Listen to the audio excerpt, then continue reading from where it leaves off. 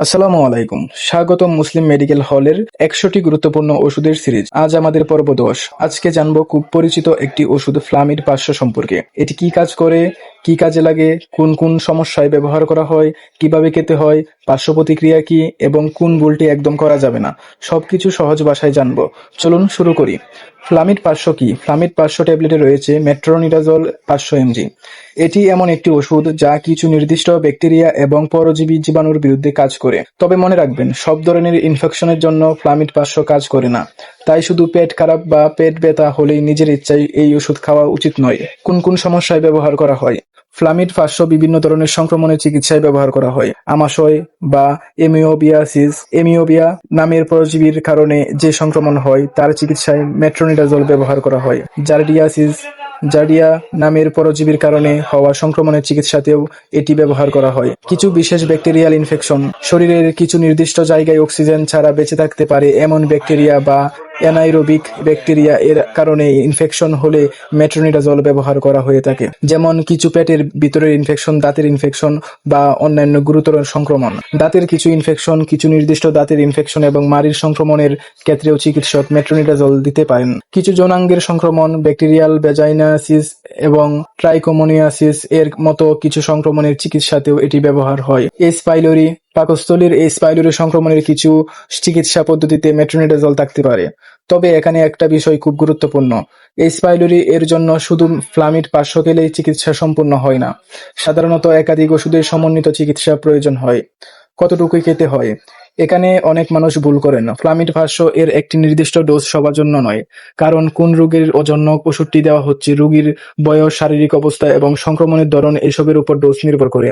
কোনো রোগীর জন্য দিনে ২ বার হতে পারে, আবার কোনো রোগের জন্য দিনে ৩ বার হতে পারে। তাই অন্যের প্রেসক্রিপশন দেখে নিজের জন্য ফ্লামিড ৫০০ খাবেন না। নিজের ইচ্ছায় ডোজ বাড়াবেন না, কমাবেন না।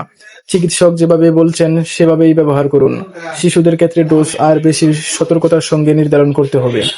খাবারের আগে নাকি পরে? ফ্লামিড ৫০০ সাধারণত খাবারের আগে বা পরে নেওয়া যেতে পারে, তবে চিকিৎসকের যদি নির্দিষ্ট সময় বলে দেন সেই নির্দেশনায় অনুসরণ করবেন। সবচেয়ে গুরুত্বপূর্ণ সতর্কতা, এখন যে কথাটি বলবো সেটি খুব ভালোভাবে মনে রাখবেন। মেট্রোনিডাজোল এর সঙ্গে অ্যালকোহল এড়িয়ে চলতে হয়। অ্যালকোহলের সঙ্গে মেট্রোনিডাজোল গ্রহণ করলে শরীরে অস্বস্তি, বমি বমি ভাব, মাথা ব্যথা এবং অন্যান্য স্বাস্থ্য সমস্যা হতে পারে।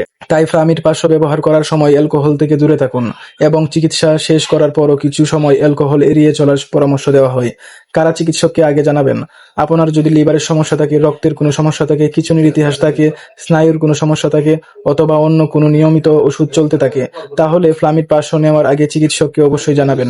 অন্য ওষুধের সঙ্গে সমস্যা হতে পারে। হ্যাঁ, কিছু ওষুধের সঙ্গে মেট্রোনিডাজোল ইন্টাররিঅ্যাকশন হতে পারে, যেমন ওয়ারফেরিন, পেনিটিয়ন, কার্বামাজাপিন, লিথিয়াম সহ কিছু ওষুধ। তাই আপনি যদি নিয়মিত কোনো ওষুধ খান, ফ্লামিড ৫০০ নেওয়ার আগে চিকিৎসককে বা ফার্মাসিস্টকে জানানো ভালো। পার্শ্ব প্রতিক্রিয়া, ফ্লামিড ৫০০ খাওয়ার পর কিছু মানুষের হতে পারে বমি বমি ভাব, পেটের অস্বস্তি, মাথা ব্যথা, মাথা ঘোরা, মুখের অস্বাভাবিক স্বাদ, ত্বকে চুলকানি বা রেশ।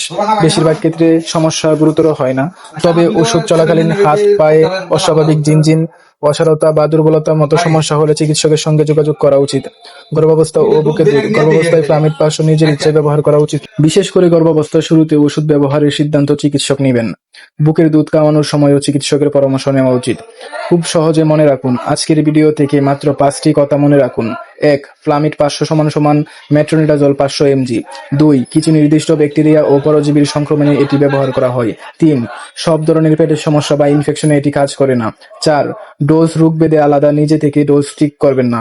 ৫. মেট্রোনিডাজোল এর সঙ্গে অ্যালকোহল এড়িয়ে চলুন। ইসলামে নিজের ক্ষতি থেকে বেঁচে থাকার শিক্ষা রয়েছে।